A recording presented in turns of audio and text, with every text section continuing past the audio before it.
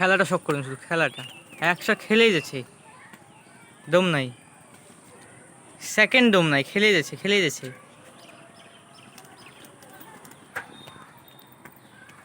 আজকে একটু খারাপ খেলছে অবশ্য, মানে একটু চলতি খেলা হলেও, তবে এরকম খেলা না পারে এটা, আজকে হঠাৎ এরকম করলো।